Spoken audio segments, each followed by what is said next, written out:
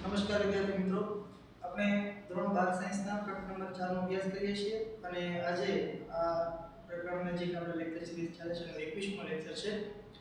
છેલ્લે આપણે lecture number 19 અને 20 માં પ્રવાહાધારિત ગૂંચળાને ચુંબકીય ક્ષેત્રમાં મૂકતા તેના ઉપર લગતા ટોર્ક વિશે વાત કરી હતી અને એના અંદર ત્યારે લેક્ચર નંબર 19 માં મેં તમને વાત પણ કરી હતી કે ભાઈ એ સમયે જે કંઈ આપણે સવાલને લખ્યો હતો, બોર્ડ પર જે સવાલ કર્યો હતો, એ પ્રશ્ન એકનો ખાસ કિસ્સો હતો કે જેના અંદર ચુંબકીય ક્ષેત્રને સમાંતર ગૂંચળાનું સમતલ હોય અથવા ગૂંચળાના સમતલનો ક્ષેત્રફળ સદિશ એ ચુંબકીય ક્ષેત્રને લંબરૂપે રહેલો હોય એવા કિસ્સા માટેનું ત્યાં આગળ આપણે ટોર્ક છે એનું સૂત્ર તારવ્યું હતું.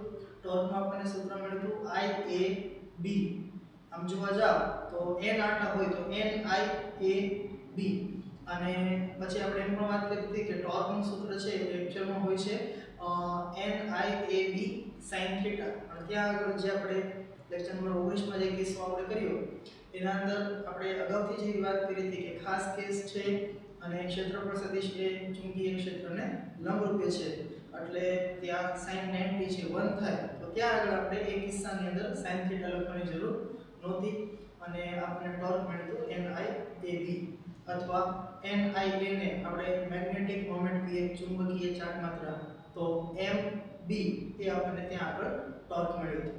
અને બીજી એક વાત એમ પણ તમે યાદ રાખજો કે એ સમયે જે આપણને ટોર્ક મળ્યું હતું NIAB એ ગૂંચળા ઉપર લાગતું મહત્તમ ટોર્ક હતું કારણ કે sin છે 90 અને કોઈ પણ તમે અત્યાર સુધી જે કાંઈ 11 સાયન્સમાં જ્યાં તમારે કોઈ ટ્રિગોનોમેટ્રિક ફંક્શન ને આધારિત જે કોઈ સૂત્ર તમે ભણ્યા છો, તમને વાત કરું પ્રકરણ નંબર 1 માં વિદ્યુતીય ડાયપોલ ઉપર લાગતું ટોર્ક હતું PE sin થીટા. તો એવા સમયે અગર તમને પ્રશ્ન કરે કે વિદ્યુતીય ડાયપોલ ઉપર લાગતું મહત્તમ ટોર્ક કેટલું, તો ત્યાં આગળ આપણે sin થીટાની કિંમત 1 લખીએ એટલે કે થીટા બરાબર 90 લઈએ અને મહત્તમ ટોર્ક કહેતા હતા આપણે PE.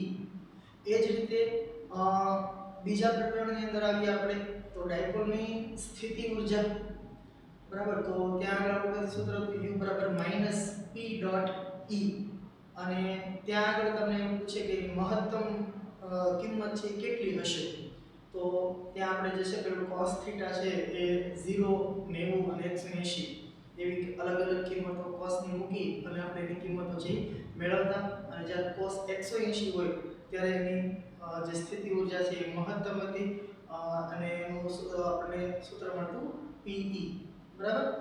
તો આ રીતે કોઈ પણ ત્રિકોણમિતિ વિધેય ધરાવતા જે સૂત્ર છે એની મહત્તમ કિંમત, હજુ એક ઉદાહરણ આપણા જ ચેપ્ટરમાંથી કે F બરાબર QV ક્રોસ B. આવું સૂત્ર આપણે આ ચેપ્ટરના શરૂઆતની અંદર કોઈ વિદ્યુતભારિત કણ ચુંબકીય ક્ષેત્રમાં v વેગથી ગતિ કરતો હોય તો એના પર લાગતા બળનું સૂત્ર છે આપણે ભણ્યા હતા F બરાબર QV ક્રોસ B અથવા v ક્રોસ b ને તમે લખી શકો vb sin થીટા એટલે એ સૂત્ર બનશે qvb sin થીટા. અને ત્યાં તમને જો પૂછે કે કોઈ વિદ્યુતભારિત કણ ચુંબકીય ક્ષેત્રમાં ગતિ કરતો હોય તો એના પર લાગતું બળ છે મહત્તમ ક્યારે બને, તો ત્યાં આપણે શું કરશું કે જે વિધેય છે sin થીટા એની કિંમત 1 લઈએ અને qvb એ આપણને એનું મહત્તમ મૂલ્ય મળે.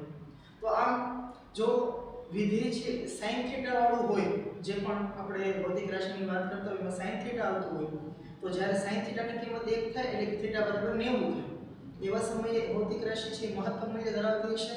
અને જો cos વિધેય ધરાવતું કોઈ ભૌતિક રાશિ હોય તો ત્યારે આગળ cos ની કિંમત 1 થાય એટલે કે થીટા બરાબર 0 હોય એવા સમયે એ ભૌતિક રાશિની કિંમત છે મહત્તમ મળતી હોય.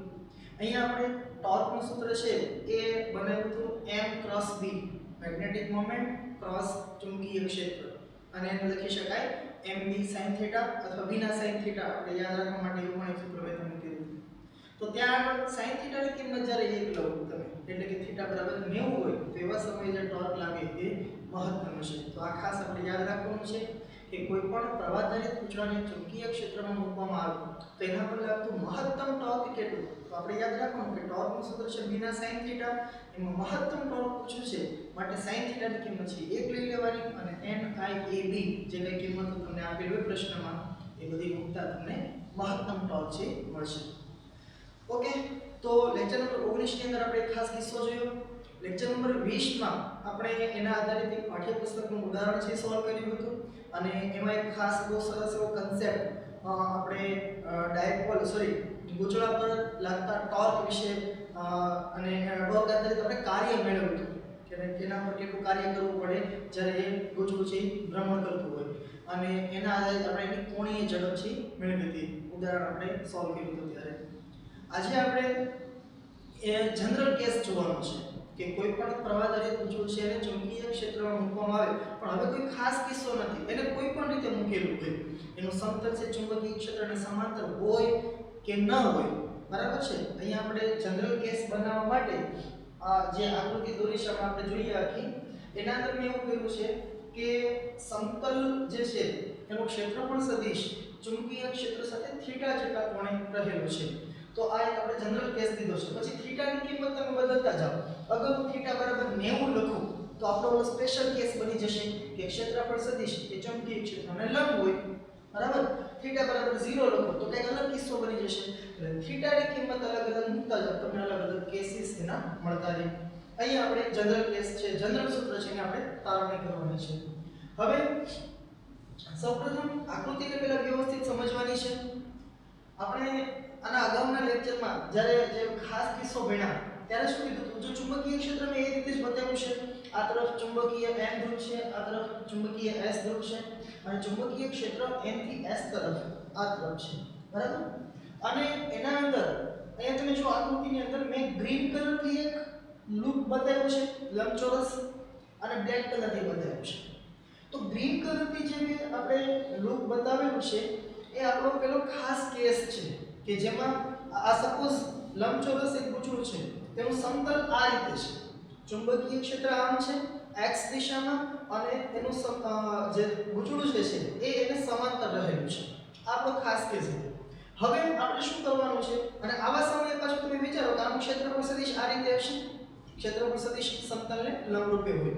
તો આપણો જે ખાસ કેસ હતો એના અંદર ચુંબકીય ક્ષેત્ર આ દિશામાં હતું, સમતલ ચુંબકીય ક્ષેત્રને સમાંતર અને સમતલના ક્ષેત્રફળ સદિશ જે છે એને લંબરૂપે બહાર તરફ અથવા ત્યાં આપણે અંદર તરફ લીધો હતો પણ અત્યારે હું અહીંયા બહાર તરફ લઉં છું કારણ કે તમે જોશો કે આપણે જે ખાસ કિસ્સો કર્યો ત્યારે મેં પ્રવાહ છે સમઘડી દિશામાં બતાવ્યો હતો, હવે મેં વિષમઘડી દિશામાં બતાવ્યો છે. તો હવે હું અહીંયા મેગ્નેટિક મોમેન્ટ છે તમે બનાવશો આ રીતે તો બહાર તરફ મળતી હશે, એટલે ક્ષેત્રફળ સદિશ હું બહાર બતાવશું. તો ક્ષેત્રફળ સદિશ આ રીતે હતું. હવે આપણે શું કરવાનું છે તો કે આ જે સમતલ છે એને આપણે આમ થોડું ક્રોસ કરવાનું છે. સમજે છે વાત આપણી? આપણો જે ખાસ કેસ હતો એના અંદર સમતલ ચુંબકીય ક્ષેત્રને સમાંતર હતું, ક્ષેત્રફળ સદિશ સમતલને લંબરૂપે બહાર તરફ હતો અને એ ચુંબકીય ક્ષેત્રને પણ લંબરૂપે હતું. હવે આ જે સમતલ છે એને આપણે આમ થોડુંક આમ ફેરવવાનું છે આ રીતે, બરાબર. તો જુઓ તેનું ક્ષેત્રફળ સદિશ આ રીતે હશે, હું આ સમતલને જો આમ ફેરવું ક્રોસ તો એનું ક્ષેત્રફળ સદિશ પણ સાથે સાથે આમ ફેરવવાનું છે, બરાબર. હવે અત્યારે તમે વિચાર કરો કે ચુંબકીય ક્ષેત્રને આપણે કઈ એને કોઈ ડિસ્ટર્બ નથી કરતા, ચુંબકીય ક્ષેત્ર તો ધન x અક્ષની દિશામાં જ છે, પણ આપણે આ સમતલને ફેરવવાનું છે. તો જ્યારે સમતલ આ રીતે હતું, ક્ષેત્રને સમાંતર હતું, ત્યારે એનું ક્ષેત્રફળ સદિશ એ ક્ષેત્રને ચુંબકીય ક્ષેત્રને લંબરૂપે બહાર તરફ હતો અથવા અંદર તરફ હતો. અત્યારે આ ઇનિશિયલ પોઝિશન છે. હવે જો હું આ સમતલને કંઈક આ રીતે ફેરવું તો સાથે સાથે એનું ક્ષેત્રફળ સદિશ પણ આમ ફરશે. ક્ષેત્રફળ સદિશ હંમેશા આ સમતલને તો લંબ જ હશે પણ હવે ચુંબકીય ક્ષેત્ર છે એના સાથે એનો કંઈક ખૂણો બનશે. ખ્યાલ આવે છે વાત? અહીંયા હું તમને બતાવું જોઈએ.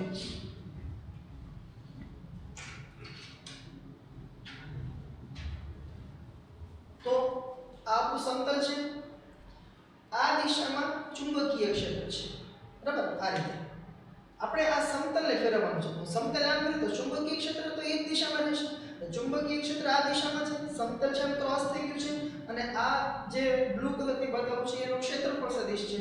તો એ ક્ષેત્રફળ સદિશ તો સમતલને લંબ જ હશે, બરાબર. તો હવે તમે જુઓ કે પહેલા કેવું હતું કે ચુંબકીય ક્ષેત્ર આમ હતું અને ક્ષેત્રફળ સદિશ આમ એકબીજાને લંબ હતા, પણ હવે શું થશે તો કે આ સમતલ ફરી જશે, ક્ષેત્ર તો ત્યાં જ રહેશે, બરાબર. અને આ ક્ષેત્રફળ સદિશ છે આ રીતે થશે.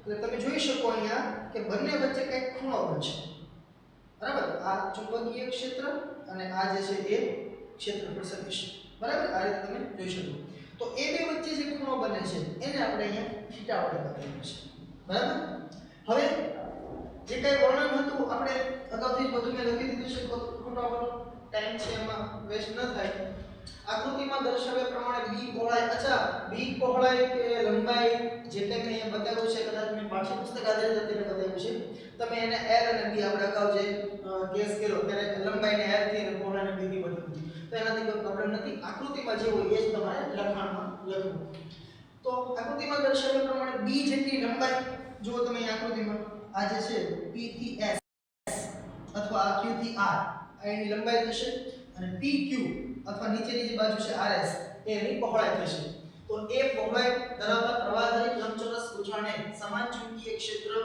d માં એવી રીતે મૂકેલ છે કે જેથી ગૂંચળાના સમતલનું ક્ષેત્રફળ સદિશ એ ચુંબકીય ક્ષેત્ર સાથે થીટા જેટલો કોણ બનાવે છે અને ગૂંચળામાંથી વહેતો પ્રવાહ એક વાક્ય જરાક રહી ગયું છે ગૂંચળામાંથી વહેતો પ્રવાહ અત્યારે હું બતાવું છું કે વિષમઘડી દિશામાં છે વિષમઘડી દિશામાં છે બરાબર ઓકે હવે જે આપણે છેલ્લે જે સ્પેશિયલ કેસ કર્યો એના અંદર આપણે એમ જ કર્યું હતું બધી બાજુ પર લાગતા બળ વિશે વાત કરીએ તો જે ગૂંચળાની બાજુઓ છે PQ QR RS અને SP એમના ઉપર લાગતા ચુંબકીય બળ અનુક્રમે F1 F2 F3 અને F4 હોય તો તારા જે સમીકરણ લખી દીધા છે પણ મેં કોઈની દિશા નથી બતાવી હવે આપણે બધી દિશાઓની ચર્ચા કરવાની છે તો સૌપ્રથમ જુઓ કે F1 જે છે એ કઈ બાજુ ઉપર લાગતું બળ છે તો કે PQ આકૃતિની અંદર જુઓ PQ એ અહીંયા ઉપરની બાજુ છે બરાબર ફરી વખત અહીંયા ધ્યાન આપજો સમતલ છે પેલા આ રીતે હતું આપણે થોડુંક ક્રોસ કરેલું છે એટલે આ બાજુ PQ છે અને PQ બાજુમાંથી આવતો પ્રવાહ છે જે Q થી P તરફ છે જુઓ બરાબર તો ચુંબકીય ક્ષેત્ર તો આમ જ છે અને આ જે PQ બાજુ છે એમાં આવતો પ્રવાહ છે આમ છે Q થી P તરફ બરાબર પેલા આમ હતું પણ હવે આમ ક્રોસ થઈ ગયું છે બરાબર તો હવે આ જે ઉપરની બાજુ છે PQ એમાંથી વહેતો પ્રવાહ આ રીતે છે આમ ક્રોસમાં જાય છે Q થી P તરફ બરાબર આ ચુંબકીય ક્ષેત્ર છે આમ છે હવે આપણે મેળવવાનું છે કે આ બાજુ પર લાગતું ચુંબકીય બળ કેટલું હશે એના માટે આપણે સૂત્ર વાપરીએ છીએ F = IL × B અથવા તો IL ની sin θ I એટલે જે બાજુની વાત કરતો હોય એમાંથી વહેતો પ્રવાહ તો પ્રવાહ તો બધી બાજુમાંથી એક સરખો છે એટલે બધામાં પ્રવાહ I લખ્યું છે L કહેતા જે તે બાજુની લંબાઈ તો અહીંયા આપણે આપેલી બાજુ PQ ની વાત કરીએ છીએ PQ એ ગૂંચળાની પહોળાઈ છે અને પહોળાઈ આપણે અહીંયા સ્મોલ a વડે બતાવી છે માટે મેં લખ્યું છે I A અને B બરાબર છે હવે આ જે છે B એ ચુંબકીય ક્ષેત્રનું મૂલ્ય છે હવે અહીંયા થોડુંક સરસ અહીંયા તમારે કન્સેપ્ટ છે આવવાનો છે વ્યવસ્થિત ધ્યાન આપજો સૂત્ર છે ILB sin θ થીટા એ કોના વચ્ચેનો ખૂણો તો કે IL અને ચુંબકીય ક્ષેત્ર વચ્ચેનો ખૂણો હવે જો બહુ વ્યવસ્થિત ધ્યાન આપજો આપણે એ વસ્તુ બનાવવાની છે આ સમતલ ઓરિજિનલી આ રીતે હતું એને મેં આમ ક્રોસ કરેલું છે PQ બાજુમાંથી વહેતો પ્રવાહ Q થી P તરફ છે એટલે આમ છે બરાબર અને ચુંબકીય ક્ષેત્ર છે એ આમ છે આપણે એ બે વચ્ચેનો ખૂણો બનાવવાનો છે હવે તમે ધ્યાનપૂર્વક જોજો આપણે થોડું વ્યવસ્થિત કલ્પના થાય એ માટે હું આને તમને કંઈક આ રીતે બતાવું છું બરાબર અહીંયા Q અહીંયા આગળ P તો પ્રવાહની દિશા આમ છે ચુંબકીય ક્ષેત્ર તો આમ જ હતું આપણે આ બે વચ્ચેનો ખૂણો બનાવવાનો છે આ બે વચ્ચે આ કેટલો હશે બરાબર તો હવે તમે જુઓ કે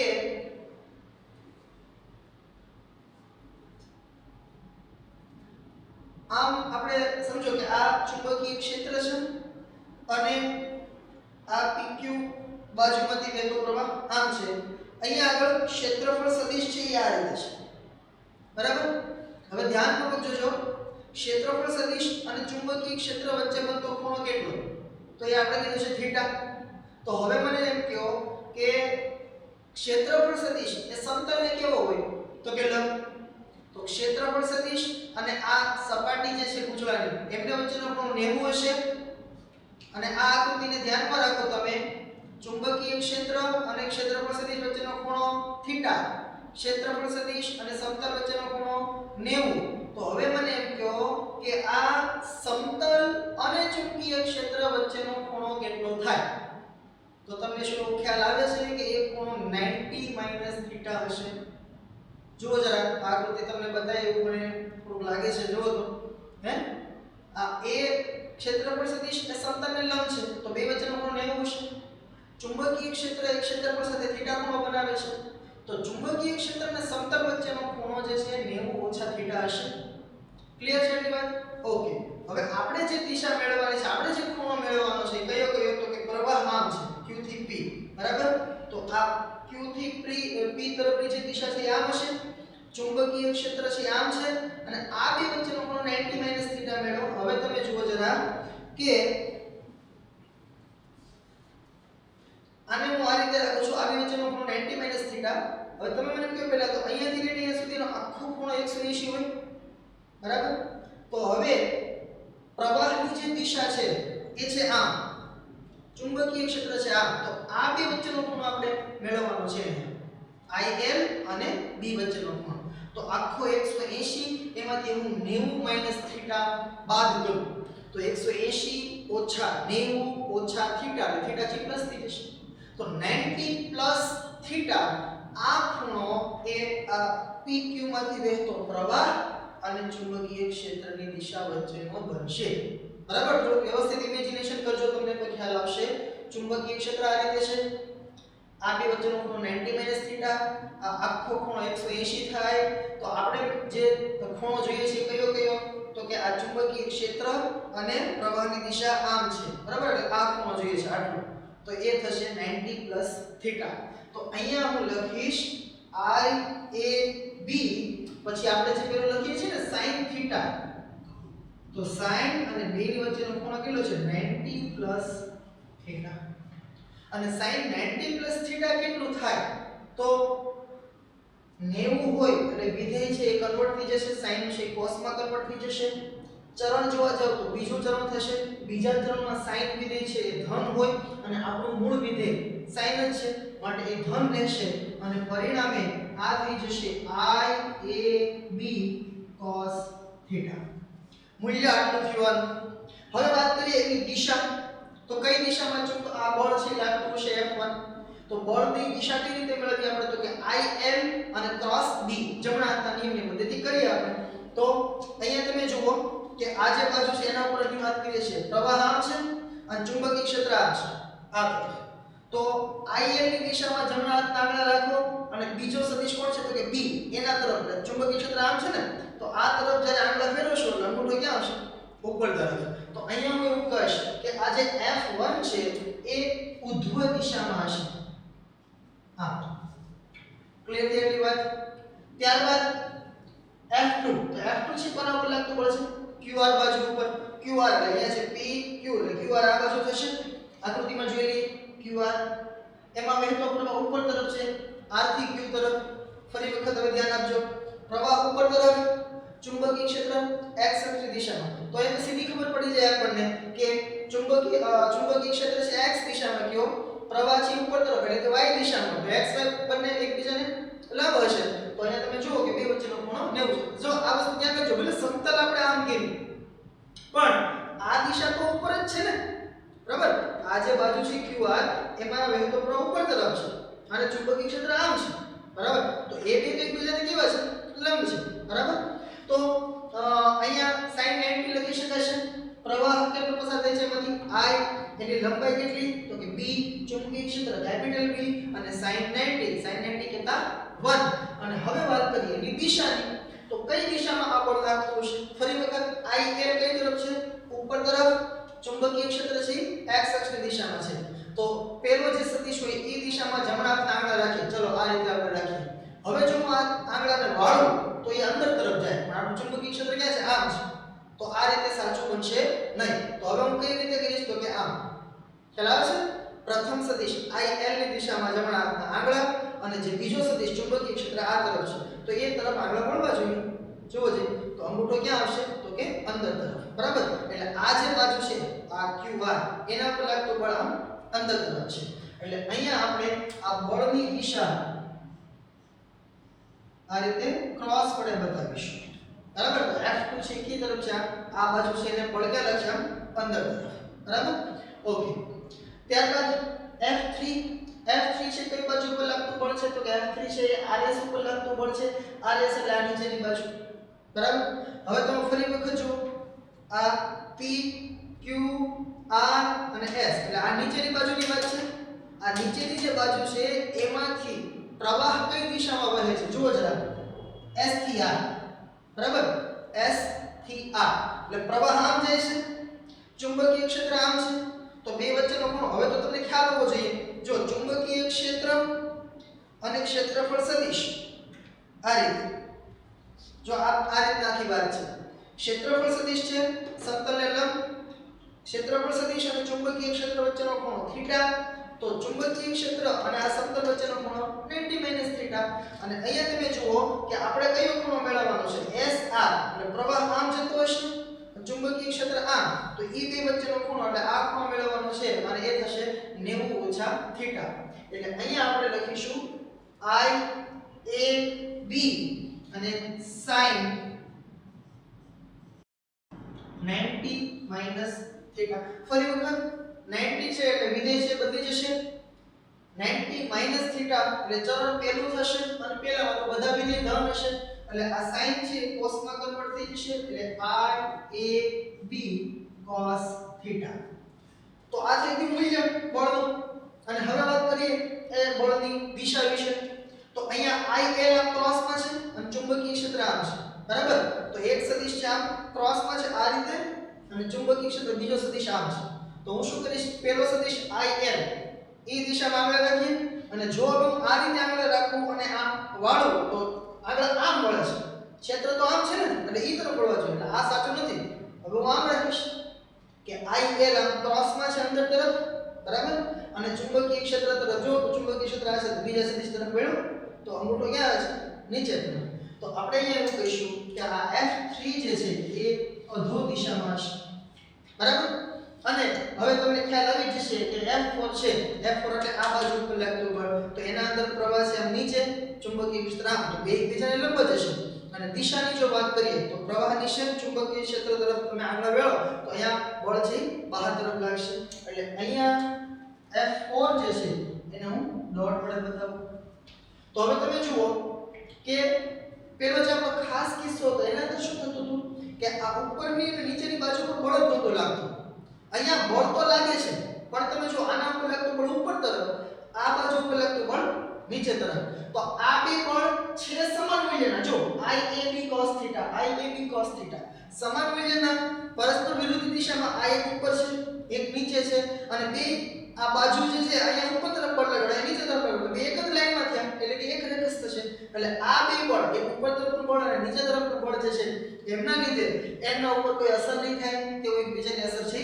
નાબૂદ કરશે જુઓ જરા આપણે અહીંયા વાક્ય લખી દીધું છે કે F1 અને F3 એ સમાન મૂલ્યના પરસ્પર વિરુદ્ધ દિશામાં અને એક રેખસ્થ છે આથી તેઓ એકબીજાની અસર છે નાબૂદ કરશે પણ F2 અને F4 ની વાત કરીએ F2 એટલે જો આપણો આ જે સમતલ છે આ રીતે ક્રોસ છે F2 એટલે આ બાજુ ઉપર લાગતું બળ અંદર તરફ છે અને આના ઉપર લાગતું બળ બહાર તરફ છે તો એ બે પણ એક લાઈનમાં નથી બરાબર તો F2 અને F4 છે સમાન મૂલ્યના જો IBB પરસ્પર વિરુદ્ધ દિશામાં છે પરંતુ એક રેખસ્થ નથી હવે એક રેખસ્થ ન હોય એટલે બળ ઉપર છે અને એના લીધે જે છે ગૂંચળા પર ટોર્ક લાગે આ ગૂંચળું છે આમ ફરશે બરાબર હવે અત્યારે અહીંયા જે મેં આકૃતિ દોરી છે એ આ ગૂંચળાનો ટોપ વ્યૂ કહી શકાય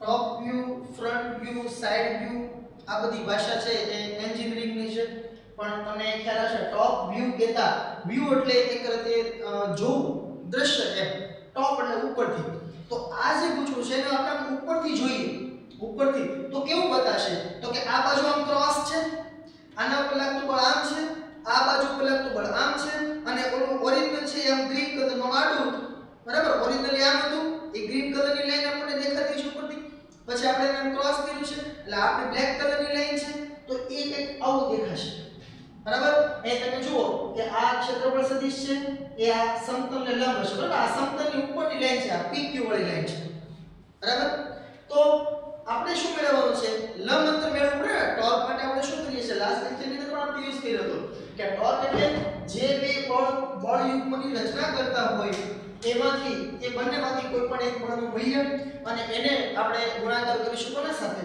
તો કે એ બંને બળો જે લાગે છે એમની કાર્ય રેખાઓ વચ્ચેના લંબ અંતર વડે તો અહીંયા તમે જોવા જાવ કે આ F2 ની કાર્ય રેખા આ થશે અને F1 ની કાર્ય રેખા આ થશે તો એમના વચ્ચેનું લંબ અંતર આપણે મેળવવાનું છે આ PQ જે છે ને ક્રોસ અંતર છે જો તમે ક્રોસમાં છે આપણે લંબ અંતર જોઈએ છે લંબ અંતર એટલે એ બે રેખાઓ સાથે 90 નો એંગલ બનાવવો જોઈએ તો આપણા માટે એ લંબ અંતર આ થશે જો તો આ ખૂણો 90 છે એ રીતે આ ખૂણો પણ 90 છે એટલે અહીંનું નામ આપી દો સપોઝ M અને આ બિંદુને નામ આપી દઈએ આપણે N તો આ M થી N જે છે એ લંબ અંતર છે બીજી એક વાત કે આ PQ છે તો PQ ની લંબાઈ આપણે અહીંયા આકૃતિમાં બતાવ્યું છે PQ એટલે શું આ ગુચરાની પહોળાઈ છે તો આ આખું A હશે તો હું એવું કહું કે અહીંયાથી લઈ અને અહીંયા સુધીનું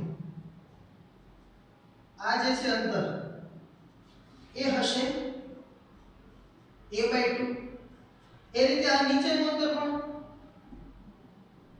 અહીંયાથી લઈ અને અહીંયા સુધીનું જે અંતર છે બરાબર એ પણ હશે a/2 બરાબર તો હવે હું એવું કહું કે આ જે મધ્ય બિંદુ છે ને એને આપણે કંઈક નામ આપી દઈએ સપોઝ O બરાબર બિંદુ દેખાશે નહીં આ જે મિડ પોઈન્ટ છે એને હું નામ આપું છું અહીંયા O બરાબર તો આપણે લંબ અંતર મેળવવું છે આખું mn તો હું એવું કહું કે જો આ ON મળી જાય તો એનું ડબલ કરો એટલે mn મળી જશે જેટલું આ છે એટલું આ છે અને આ મિડ પોઈન્ટ છે તો હવે તમે જુઓ કે આ ક્ષેત્રફળ સદિશ અને આ છે પેલી સમતલની સપાટી બરાબર એમની વચ્ચેનો ખૂણો 90 હોય અને આ જે ગ્રીન લાઈન છે એ ઓરિજિનલ પોઝિશન હતી અથવા તો ચુંબકીય ક્ષેત્રની દિશા છે તો એ બે વચ્ચેનો ખૂણો થીટા છે એટલે આ ખૂણો છે 90 ઓછા થીટા હમણાં જ આપણે વાત કરી બરાબર હવે આ 90 છે આ 90 ઓછા થીટા છે તો આ ખૂણો થીટા થાય બરાબર આપણે હવે આ ON મેળવવું છે તો એના માટે હું અહીંયા એવું લખું છું જો અહીંયા મેં ટોર્કનું સૂત્ર પણ લખી દીધું છે ટોર્ક બરાબર કોઈ પણ બે માંથી એક બળનું મૂલ્ય અને બંને બળોની કાર્યરેખા વચ્ચેનું લંબ અંતર પરંતુ આકૃતિ પરથી લંબ અંતર બરાબર mm બરાબર આ mm મેળવશું કે આપણને લંબ અંતર મળશે હવે ત્રિકોણ ONQ માટે આ ત્રિકોણને ધ્યાનમાં રાખો ONQ તો એના અંદર હું જો sin થીટા લખું તો sin થીટા બરાબર શું મળે સામેની બાજુ છેદમાં કર્ણ તો સામેની બાજુ છે ON છેદમાં કર્ણ શું છે આ a/2 તો આના પરથી ON બરાબર શું મળે તો કે a/2 અહીંયા ગુણાકારમાં આવશે a/2 sin થીટા અને આપણે જોઈએ છે લંબ અંતર mn અને આકૃતિ પરથી mn બરાબર આ ON નું બમણું થશે ડબલ કરશો એટલે કે બે વખત a/2 sin થીટા 2 2 કેન્સલ થશે એટલે આપણને લંબ અંતર મળશે a sin થીટા બરાબર ચાલો હવે આપણે ટોર્ક મેળવીએ તો તેથી ટોર્ક બરાબર આને કહીશું સમીકરણ 6 તો બળ યુગ્મની રચના કરતા બળો પૈકી કોઈ એકનું મૂલ્ય તો કયા બે બળના લીધે બળ યુગ્મ રચે છે F4 અને F2 બંનેનું મૂલ્ય સરખું જ છે I B B અને બંને બળોની કાર્યરેખા વચ્ચેનો લંબ અંતર એ આપણને મળ્યું a sin થીટા હવે અહીંયા તમે જુઓ કે આ સ્મોલ b અને આ જે છે સ્મોલ a એ આ ગૂંચળો જે આપણે ધ્યાનમાં લીધું છે એની લંબાઈ અને પહોળાઈ છે બરાબર b છે એની લંબાઈ છે અને સ્મોલ a એની પહોળાઈ છે તો લંબાઈ અને પહોળાઈ કરશો એટલે આપણને ક્ષેત્રફળ મળે એટલે અહીંયા હું લખી નાખું I A B sin theta બરાબર જ્યાં આ કેપિટલ A જે છે એ શું છે તો કે b a એટલે કે ગૂંચળાનું ક્ષેત્રફળ. હવે પ્રવાહ એને પણ ક્ષેત્રફળ એટલે આપણે અગાઉ પણ વાત કરી હતી. આપણને મેગ્નેટિક મોમેન્ટ આપે ચુંબકીય ચાક માત્રા, જેને હું અહીંયા સ્મોલ m થી બતાવું છું. તો m b sin થીટા અને આને લખી શકાય m ક્રોસ b. તો આપણને ટોર્ક છે એ સદિશ સ્વરૂપે મળી જશે. ફરી વખત જો અગર n આટા હોય તો અહીંયા n વડે ગુણાકાર કરી નાખવાનો. અહીંયા હું લખું કે જો ગૂંચળું n આટા ધરાવતું હોય તો ટોર્ક બરાબર n વખત I a b sin theta અથવા b ના sin થીટા. બરાબર. તો આ એક છેલ્લે વાક્ય આપણે એડ કરી દેવાનું. આ તમારો પ્રશ્ન પાઠ્યપુસ્તક મુજબ થયો. જો તમને પરીક્ષામાં પ્રશ્ન પૂછાય કે પ્રવાહધારી ગૂંચળાને ચુંબકીય ક્ષેત્રમાં મૂકતા તેના પર લાગતા ટોર્કનું સૂત્ર મેળવો, તો એના અંદર તમારે આ પ્રશ્ન છે લખવાનો છે. અગાઉના લેક્ચરમાં જે આપણે કર્યો તો પ્રશ્ન, ત્યારે પણ મેં તમને કદાચ કીધું હશે કે એ પ્રશ્ન એક એનો ખાસ કેસ છે, જ્યારે આ છે એ જનરલ કેસ છે. આના અંદર બધી વસ્તુ છે આવી જશે. થીટાની કિંમત બદલો એ મુજબ તમને અલગ અલગ કેસ છે મળતા છે. ઓકે, તો ટોર્ક બરાબર આપણને મળશે m ક્રોસ b.